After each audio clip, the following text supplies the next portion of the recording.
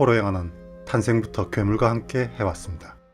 프랑켄슈타인으로 시작된 이 장르는 사람의 피를 빠는 흡혈귀를 지나 4000년의 저주와 함께 살아나 지고지순의 순애보를 선보이는 미라와 함께 밤이 되면 새로운 육체로 변신해 사람을 해치고 다니는 늑대인간 등으로 괴물의 세계를 서서히 키워왔습니다. 그런가 하면 또 한편에서는 과학의 광기에 사로잡힌 인간들이 있습니다. 투명인간이 약의 부작용으로 세계를 지배하겠다는 망상에 사로잡힌 투명한 인간의 대학살을 그리고 있다면, 다른 한편에서는 유인원을 인간 수준의 이성적 존재로 만들려고 하다가 도리어 유인원에게 살해당하는 1931년 영화이며 킹콩의 오리지널이라고 할 수 있는 모르그가 살인사건도 있습니다. 하지만 이 가운데 인간이 지닌 초자연적 힘을 사용하는 영화는 슈퍼히어로 영화 이전까지는 그 수가 많지 않았습니다. 오늘 다룰 더블피처는 인간의 폭발적인 초자연 능력을 보여주는 두 편의 영화, 전율의 텔레파시와 초능력 소녀의 분노입니다. 전율의 텔레파시는 은퇴한 CIA 요원 피터와 아들 로빈이 휴가를 즐기다 괴 집단의 습격을 받는 것으로 시작합니다. 피터는 총탄을 피해 구사일생으로 살아나지만 아버지가 탄 보트가 폭발하는 것을 목격한 로빈은 아버지가 죽였다고 생각하고는 아버지의 동료였던 차일드리스를 따라 보호소로 가게 됩니다. 한편 자신이 어떤 능력을 지니고 있는지 모르는 질리언은 자신이 다른 사람에게 손만 대면 보이는 환영과 손이 닿은 사람은 몸에서 피를 흘리는 현상 때문에 괴로워합니다. 질리언은 자신에게 내려진 저주를 없애거나 통제할 수 있기를 바라면서 초자연 능력을 연구하는 사설 요양원에 들어가게 됩니다. 그리고 질리언은 이곳에서 자신과 같은 힘을 지닌 로빈이 한때 이 요양원에 있었음을 알게 됩니다. 비밀스러운 정부 조직의 수장인 차일드리스는 점점 제어가 어려워지는 로빈 대신 로빈을 대신할 만한 인물로 질리언을 선택합니다. 하지만 요양원에서 질리언을 비밀 실험실로 옮기기 직전 로빈의 아버지 피터가 질리언을 요양원에서 빼냅니다. 접촉을 통해 과거와 현재까지 알 수 있는 질리언의 사이코메트리 능력이 로빈을 찾는 데 도움이 되기 때문입니다. 다만 이 과정에서 피터를 도우며 피터와 서로 사랑하던 간호사 헤스터가 죽게 되고 질리언은 피터와 함께 로빈을 찾아가게 됩니다. 그러나 로빈은 아버지를 잃은 절망적인 감정과 함께 자신을 치료하는 의사 수잔에 대한 과다한 집착과 불신으로 인해 이미 괴물이 되어버린 상태입니다.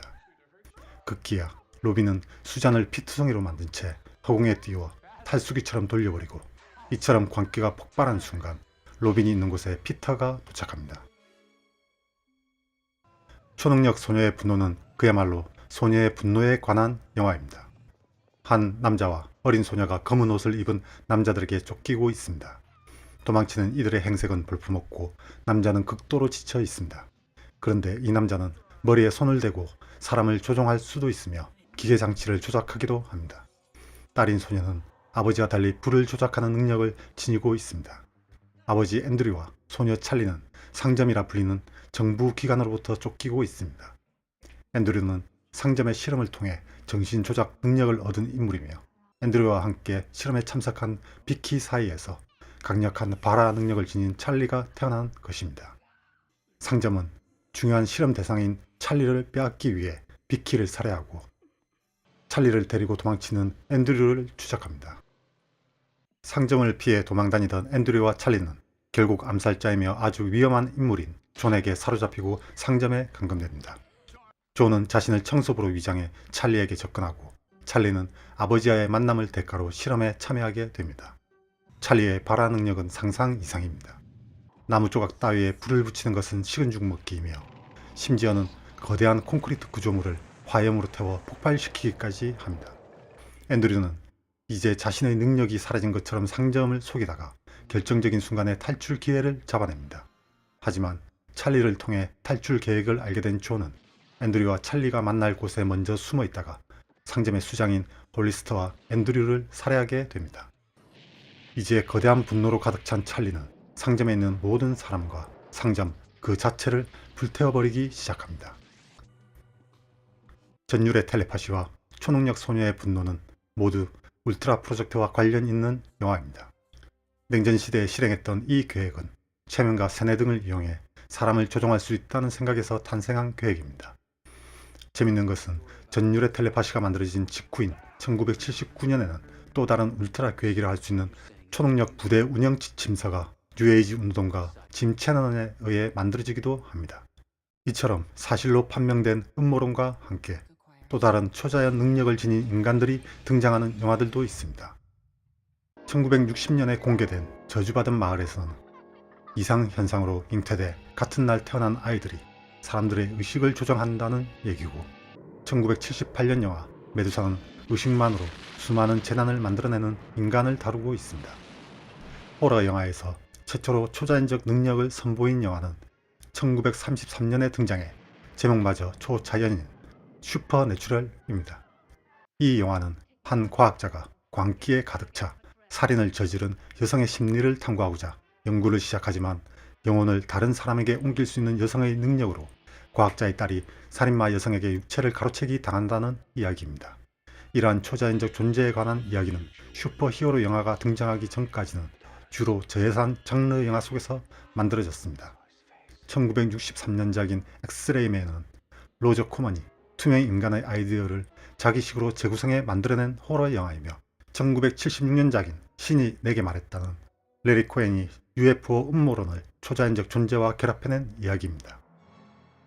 이와는 달리 초능력을 쓰는 인간이라는 주제는 데이빗 크레넌버그가 스캐너스를 통해 전율의 텔레파시와 유사한 주제를 공유하고 있으며, 이들 이야기의 마이너 버전이라 할 수 있는 마인드 아이에서 조 베고스 감독은 능력이 떨어지는 능력자들의 염력 대결을 보여주고 있습니다.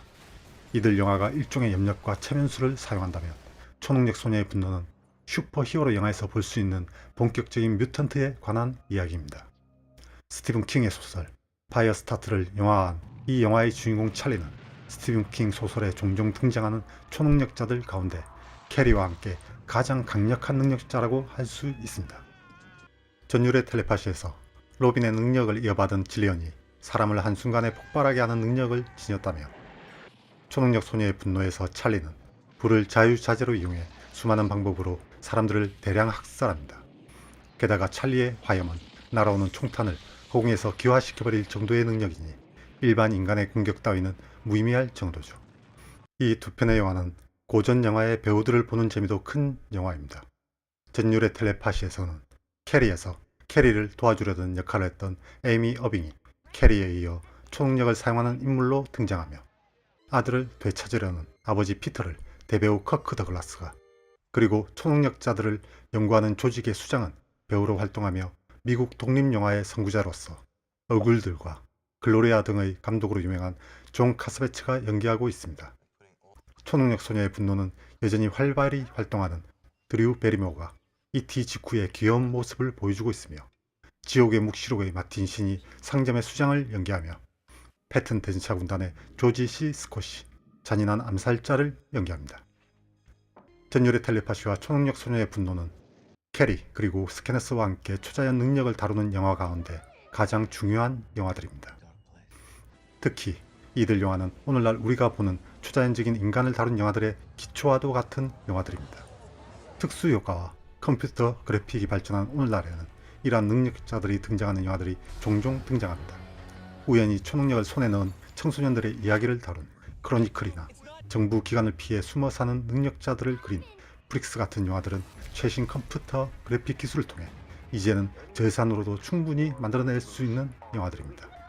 하지만 오로지 수공업 특수효과로 만들어진 70년대와 80년대 영화들에서 광기에 휘말린 로빈이 수잔의 피를 탈수시켜버리는 장면이나 분노로 폭발한 찰리가 주변의 모든 인간과 물건을 태워버리는 장면들은 작은 예산의 장르 영화에서는 쉽게 만들 수 있는 장면이 아니었습니다. 고전 장르 영화 속에서도 이러한 초인간을 다룬 영화들이 있지만, 그들의 능력을 관객이 전율을 느끼면서 볼 수 있도록 한 것은 이들 7, 80년대에 만들어진 슈퍼내추럴 호러 장르 영화들이 가장 중요한 역할을 했다고 생각합니다. 그리고 인간이 인간의 신체를 정신만으로 터뜨려버린다는 이 원초적인 묘사야말로 이 작품들이 창조해낸 세계의 상징이면서 동시에 이후 만들어질 영화에 미친 가장 큰 영향력이 아닐까 합니다. 더블 피처는 드림랜드의 광기를 다룬 코즈믹 호러 판타지 단테 러브크래프트를 만나다와 함께 합니다. 오늘 더블 피처는 여기까지입니다.